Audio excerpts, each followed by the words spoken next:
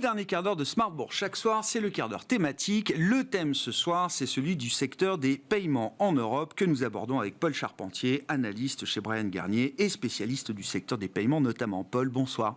Bonsoir Grégoire. Merci beaucoup d'être avec nous. Alors, paiement enjeux 2024. Avant de parler des enjeux 2024, il faut comprendre ce qui s'est passé quand même ces 2 dernières années, parce que je le disais en introduction de l'émission tout à l'heure, alors vous suivez des valeurs cotées en Europe comme Adyen, Worldline, Nexi en Italie, Edenred bien sûr. C'est pas des valeurs qu'il fallait avoir ces 2 dernières années en portefeuille. Je prends l'exemple d'Adyen, qui à un moment capitalisé peut-être jusqu'à 100 milliards, je crois, Paul, un peu moins, mais on n'était pas loin de la barre des 100 milliards, divisé par plus de 2 en 2 ans. Hein. Le pic de ces valeurs a été atteint en 2021. Worldline, on a encore, j'imagine, tous en tête le crash historique pour une valeur qui était à l'époque encore au sein du CAC 40, moins 59% en séance en octobre dernier après un warning majeur. Nexi a dû finir 23 ou quasiment pareil au plus bas en Italie. Bref, il y a eu un espèce de retour à la réalité très violent pour ces valeurs-là qui étaient perçues comme des fintech, et ce sont des fintech, et qui avaient le statut boursier de la fintech, et qui se sont retrouvés avec des statuts boursiers plus proches de commodités, pour dire les choses, Paul. Absolument. Retour à la réalité, je pense que le mot est même un peu faible. Vous avez bien rappelé les quelques éléments sur la valorisation. On parle de titres pour Adyen, effectivement, qui a perdu 50%, enfin quasiment 60% même de sa valeur. Nexi, c'est plus de 50%. Worldline, c'est même 80%. Tout ça par rapport au pic qu'on a connu à l'été 2021. Donc effectivement, il y a un sacré retour à la réalité.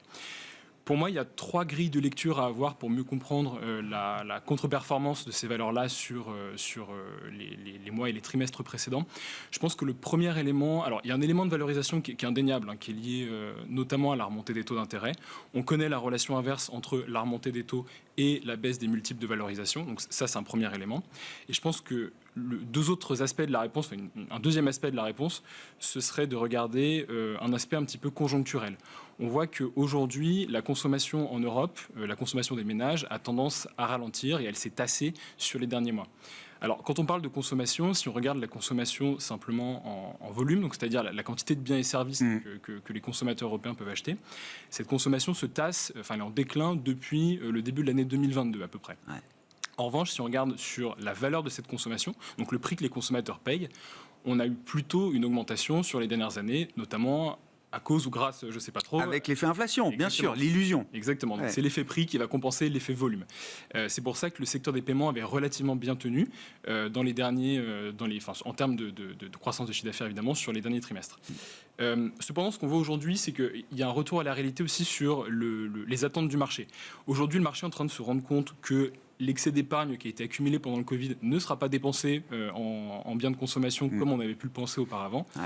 Par ailleurs, on voit aussi que les consommateurs se détournent des catégories de biens et de services qui sont les plus discrétionnaires. Donc pour être très concret, en fait, on va acheter un petit peu moins de loisirs et la part de notre budget qu'on va allouer à la nourriture, aux biens dont on a besoin dans la vie de tous les jours, va augmenter parce que leur prix augmente et qu'on a des arbitrages à faire, étant donné que les salaires sont encore, l'indice des salaires est encore loin derrière l'indice des prix. Donc on a une perte de pouvoir d'achat chez les ménages en Europe. On a un mix qui est assez malsain au final pour la consommation, étant donné que l'inflation est en train de baisser. Ouais. Donc la valeur de la consommation devrait commencer à baisser également. Donc c'est ça en fait qui indique qui est un signal assez négatif pour le secteur des paiements. Donc ça c'est le deuxième aspect pour moi qui était assez conjoncturel et qui pourrait encore perdurer. Il y a un troisième aspect selon moi, c'est un aspect qui est un petit peu plus structurel et vous l'avez mentionné en introduction. Ça va être l'aspect qui va concerner une certaine commoditisation des services de paiement. En fait, on pourrait faire le parallèle avec les services de télécom par le passé. Aujourd'hui, on voit qu'on a une concurrence qui est accrue sur le secteur des paiements. On a des acteurs américains qui commencent à arriver notamment. On a une certaine forme de pression sur les prix, en fait une pression sur les commissions qui sont collectées par les prestataires de services de paiement, et c'est-à-dire qu'on va avoir des pressions également sur le chiffre d'affaires et sur la croissance du chiffre d'affaires. Donc pour moi, c'est vraiment la combinaison de ces 3 facteurs. D'un côté, les multiples de valorisation, d'un autre, des éléments conjoncturels et d'autres des éléments structurels qui font qu'aujourd'hui, le paiement n'est plus le darling des investisseurs. Sur la partie structurelle, ce qui m'intéresse, parce que moi j'ai vu arriver ces fintechs en bourse notamment, et je me souviens un peu du discours à l'époque, les banques allaient être complètement submergées, en tout cas pour leur division paiement, qui reste quand même une grosse activité encore aujourd'hui pour le secteur bancaire. Ces fintechs allaient submerger la partie paiement opérée par les banques.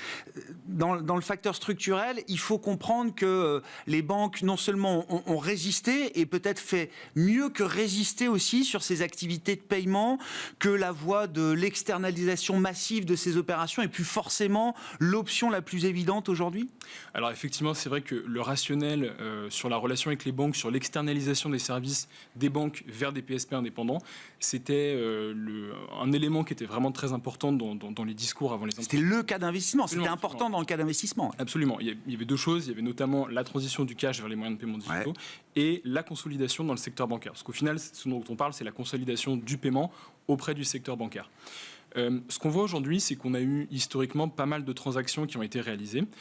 Même en dehors du secteur bancaire, on avait de la consolidation aussi. On avait, notamment aux États-Unis, on a eu des très grosses transactions en 2019, notamment avec Global Payments, avec Fiserv, avec FIS. En Europe, on a aussi eu Worldline Ingenico. Et Six aussi, bien sûr, oui, bien sûr. Oui. On a eu en Italie Nexi qui s'est rapproché à la fois de SIA et Nets également. Ouais. Donc ça, c'était pour la partie, on va dire, plutôt industrielle de la consolidation. On l'a aussi vu dans les banques. Dans les banques, encore récemment, on a vu un Worldline racheter les activités de Sabadell notamment, de Nexi racheter des activités de Sabadell en Espagne. Worldline a effectué quasiment la même chose en Italie. Ils ont racheté des activités de paiement de chez Axepta, qui est une filiale de la BNP. Donc voilà, on a vu plusieurs transactions comme ça, où on a vu ce qu'on appelle des merchant books, donc c'est-à-dire des activités de paiement passées du secteur bancaire aux prestataires de services de paiement indépendants. Mais il se trouve que toutes les synergies qu'on espérait n'ont probablement pas été délivrées dans les mesures qu'on attendait. Et aujourd'hui, il semble que le secteur bancaire est un peu en train de changer son fusil d'épaule et réévalue sa copie. En fait, aujourd'hui, ce qui est devenu clair pour les banques, c'est que les activités de paiement sont une très bonne manière de s'adresser aux clients, notamment aux PME. Et le fait de vouloir conserver la relation commerciale qu'on a, de vouloir fournir des services de paiement en plus des services bancaires, qui par ailleurs ne nécessitent pas de capitaux propres, pour être honnête. Donc on a cette prise de conscience chez les banques. C'est un point de contact important. Absolument. C'est un point de contact qui n'est pas négligeable. Et les banques ont commencé à le prendre en considération. Et aujourd'hui, ce qu'on voit comme tendance émergée, c'est la formation de joint venture entre des PSP indépendants et des banques. Donc ça, c'est l'exemple du moment, Crédit Agricole Worldline. C'est ça que vous décrivez, Paul. Absolument. C'est l'exemple qui nous a été donné fin mi-2023, où Worldline va fusionner ses activités de paiement sous une joint venture avec celle du Crédit Agricole dans une structure qui sera dédiée à la France et qui sera distribuée par le Crédit Agricole. Donc on voit bien qu'ici, il y a un avantage pour les deux. Le Crédit Agricole qui garde la relation commerciale et qui va distribuer des produits Worldline qui, soit en plus de ça, ont une certaine forme de supériorité technologique qui permet à Crédit Agricole de ne pas surinvestir dans sa plateforme.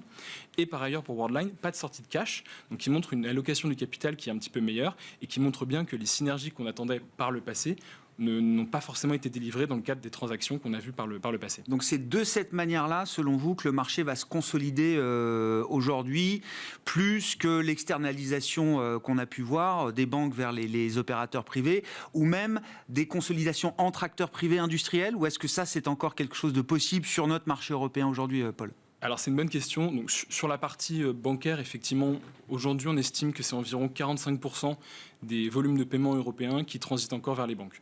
D'accord. Ça veut dire que théoriquement, on a encore de la matière pour consolider auprès des actifs qui sont détenus par les banques. Cependant, pour moi, c'est clairement le modèle des joint ventures qui devrait émerger. Devrait émerger je comprends. Pour les raisons que j'ai évoquées sur l'avantage en termes de capital et aussi la relation client. Donc c'est plutôt ça qu'il faudrait espérer pour moi. Après, je pense que ce que vous avez en tête, ce sera un rapprochement industriel entre Worldline et Nexi. Oui. Non, mais pourquoi pas ? Oui, effectivement. Oui. C'est des opérations qui, j'imagine, ont circulé, ou en tout cas, on y a réfléchi quelque part. Évidemment, tout le monde se pose la question de l'impact que ça pourrait avoir. Je pense qu'à long terme, c'est une opération qu'on pourrait envisager, qui fait beaucoup de sens, évidemment, parce qu'avoir un seul acteur européen qui deviendrait hégémonique permettrait de battre la concurrence assez facilement et notamment de faire face à des groupes américains qui pourraient arriver prochainement en Europe. Cependant, je pense qu'il faut beaucoup regarder dans les détails Et aujourd'hui, je ne suis pas certain que sur le plan politique, on puisse arriver à un rapprochement des deux groupes. Alors Nexi, qui par ailleurs est détenu à 40% par un consortium de fonds de private equity, est également détenu en partie par la Caisse des dépôts italienne. D'accord. Et c'est le même cas avec Worldline, qui est détenu par la BPI à hauteur de quasiment 5%. D'accord. Donc je pense que pour une question politique, il est assez peu probable que les gouvernements des deux pays acceptent de voir la tête du fleuron national des paiements passer dans un pays ami, mais un pays voisin, on va dire. Bon, donc au minimum, c'est une vision très long terme qu'on peut avoir sur ce genre de rapprochement. Je reviens aussi sur un des aspects du warning de Worldline en fin d'année dernière, notamment sur ses activités avec les commerçants en ligne. Qui est quand même un marché, j'imagine, très important en développement pour ces acteurs privés. Et Worldline évoquait la montée générale du risque cyber, justement dans ces transactions menées avec certains commerçants en ligne. Vous suivez aussi justement la partie cyber chez Bryan Garnier, Paul. Est-ce qu'il y a là quelque chose de structurel ou un point d'attention en tout cas majeur pour des acteurs de paiement, j'imagine, qui se battent tous pour le marché du online, avec la montée en puissance très rapide de ce risque cyber ?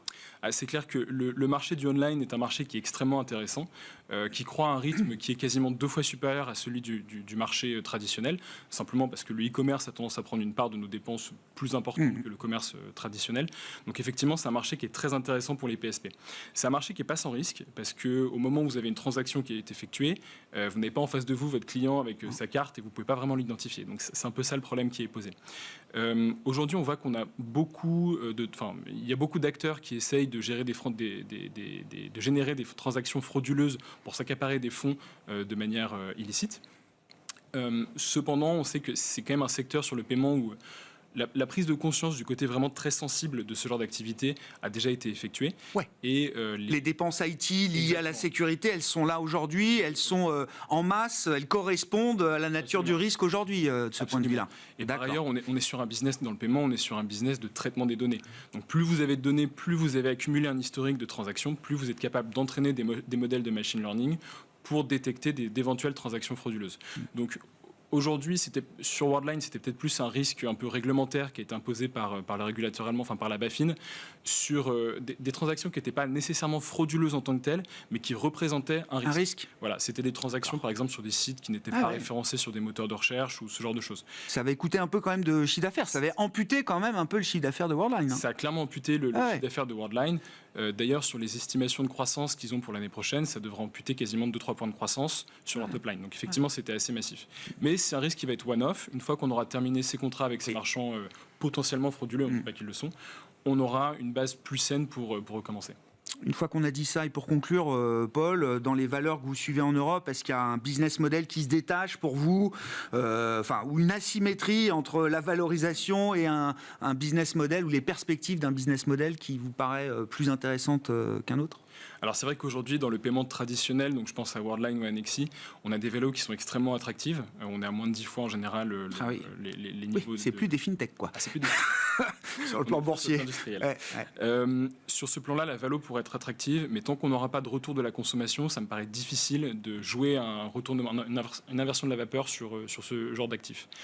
En revanche, des acteurs comme Edenred, par exemple, qui ont un système de paiement qui fonctionne en boucle fermée, donc c'est-à-dire qui sont à la fois l'émetteur, le gestionnaire du réseau, mais aussi l'acquéreur de transactions, Edenred peut capter une plus grande partie de la valeur ajoutée au sein de son propre réseau.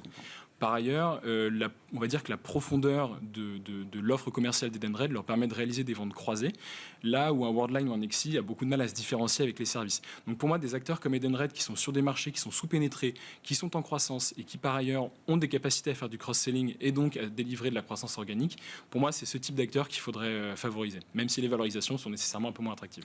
Bon, avec l'arrivée d'une nouvelle concurrence en bourse, la concurrence, elle existe déjà chez Sodexo, mais on a tous en tête que la division Pluxee, c'est ça, sera mise en bourse dans les prochains mois. Je crois que j'ai plus le calendrier en tête, mais voilà, c'est début 2024. Merci beaucoup, Paul, pour cet éclairage sur le secteur des paiements en Europe, notamment après 2 années très compliquées. Voilà, les enjeux 2024 sont dressés pour la suite. Paul Charpentier qui est avec nous, analyste chez Bryan Garnier, invité de ce quart d'heure thématique de Smart Bourse ce soir.